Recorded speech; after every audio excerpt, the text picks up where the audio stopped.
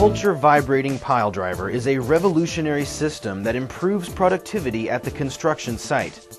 The pile driver can be used for driving different types of pile, including H-beams and steel piling. The Hulcher pile driver can handle up to 3,600 pounds in the side jaws and is capable of driving pile up to 50 feet long. The pile driver attachment is fitted to a Caterpillar excavator and is controlled by a single operator by the use of a joystick-mounted control.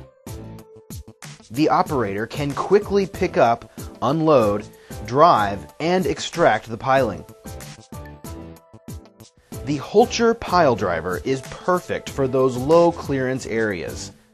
The excavator's flexibility is the perfect complement to the pile driver attachment. The operator simply grabs onto the pile with the side jaw and maneuvers the pile into place. All this is done from the remote control joystick inside the safe confines of the operator cab. When the pile is positioned in place, the device is ready to start working.